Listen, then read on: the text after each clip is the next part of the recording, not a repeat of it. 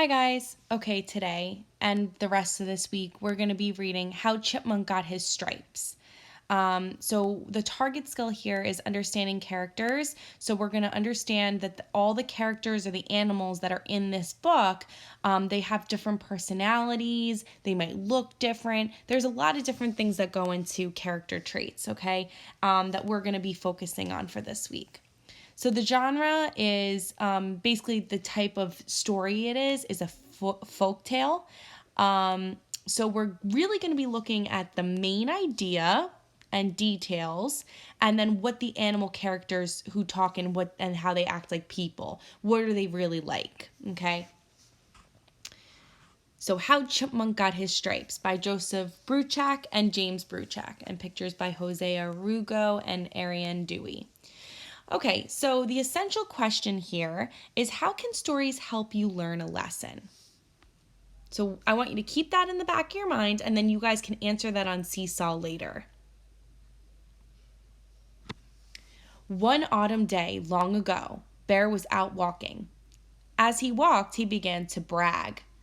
I am Bear. I am the biggest of all animals. Yes, I am. I am Bear. I am the strongest of all animals. Yes, I am. I am Bear. I am the loudest of all the animals. Yes, I am. I am Bear. I am Bear. I can do anything. Yes, I can. So I want you guys to take a little snippet here of what Bear is kind of like here. Look at the picture and listen to what the words are saying about what Bear is saying to himself.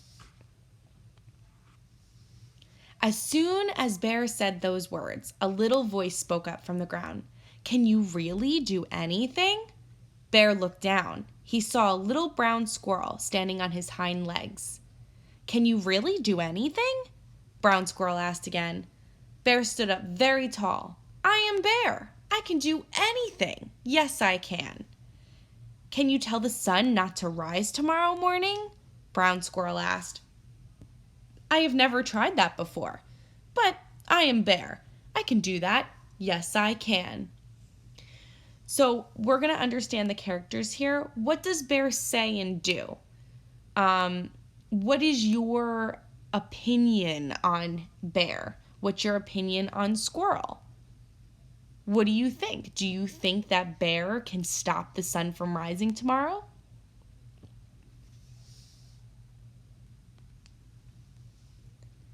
Bear turned west to face the sun.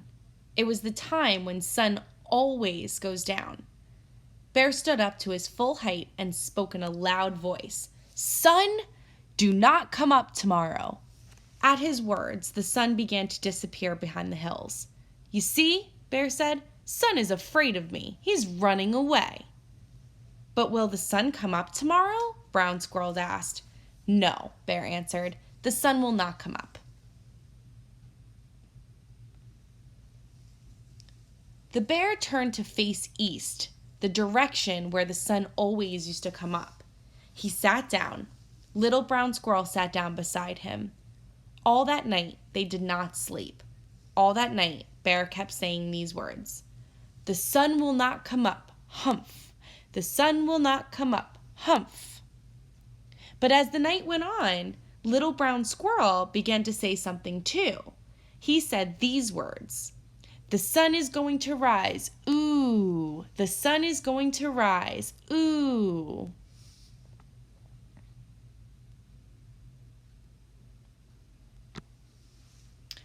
All through the night, they sat there, one by one. Other animals gathered around them. Fox and wolf, deer and moose, rabbit and porcupine, hawk and owl, otter and beaver, frog and turtle, and even the little mice came.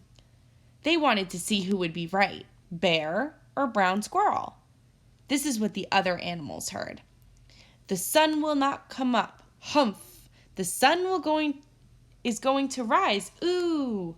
The sun will not come up, humph. The sun is going to rise, ooh. So looking at all of these animals and what both Bear and the little brown squirrel are, I want you to keep in mind, what are some things that stick out about these characters? What are you noticing? Look at the pictures. Look at what they're saying. What does the bear think? What does the little brown squirrel think? What do you think the other animals might think?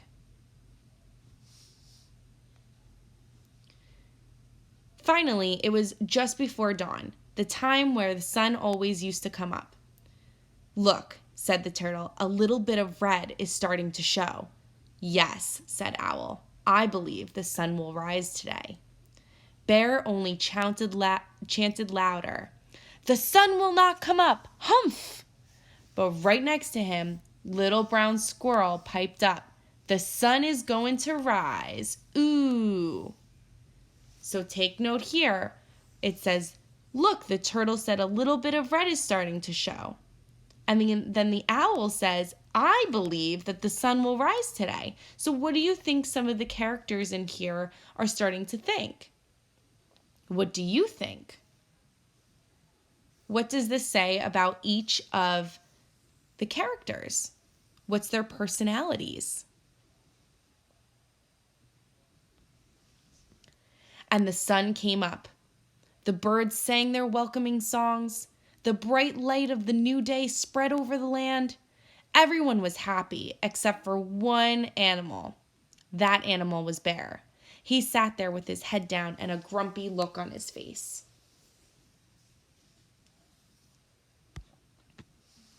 The happiest animal of all was Little Brown Squirrel. "The sun came up," he chirped. "The sun came up, the sun came up, the sun came up." Brown Squirrel was so happy, he forgot what his wise old grandmother had told him when he was very young. "Brown Squirrel," his grandmother had said, "it is good to be right about something, but when someone else is wrong, it is not a good idea to tease him." Now Little Brown Squirrel began to tease Bear. "Bear is foolish, the sun came up. Bear is silly, the sun came up.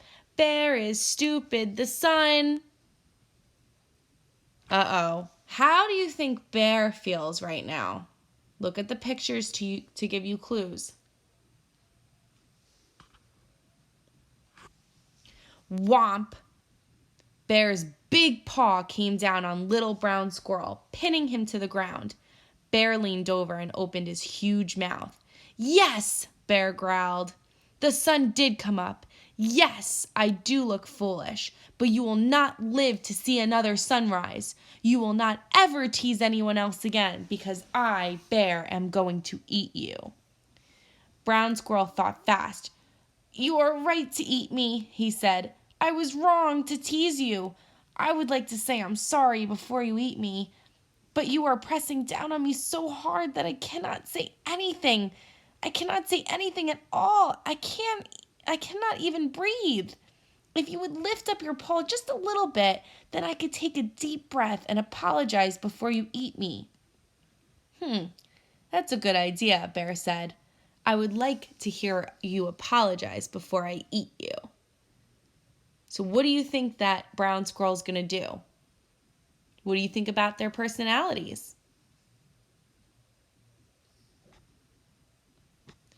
So Bear lifted up his paw, but instead of apologizing, Brown Squirrel ran. He ran as fast as he could toward the pile of stones where he had his home. He had a tunnel under those stones and a nice warm burrow underground. Little Brown Squirrel's grandmother stood there in the door waiting for him. "Hurry, Brown Squirrel," she called. "Hurry, hurry."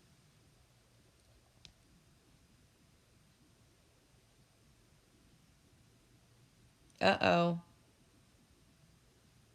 Little Brown Squirrel dove for the door to his home, but Bear was faster than he looked.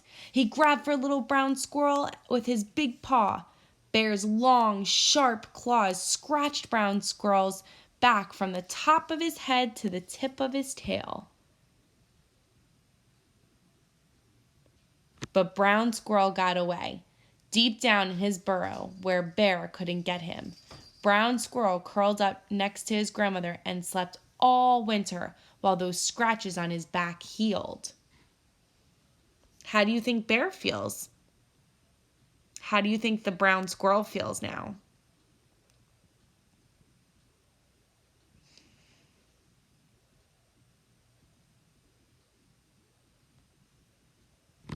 When spring came again, little brown squirrel came out of his hole and looked at himself. There were long, pale stripes all the way down his back where Bear had scratched him. He was brown squirrel no longer. He was now Chipmunk, the striped one. That is how Chipmunk got his stripes. Ever since then, Chipmunk has been the first animal to get up every morning. As the sun rises, he scoots to the top of the tallest tree to sing his song. The sun came up, the sun came up, the sun came up, the sun came up. And ever since then, Bear has been the last animal to get up. He doesn't like to hear Chipmunk's song. It reminds him, as it reminds us all, that no one, not even Bear, can do everything.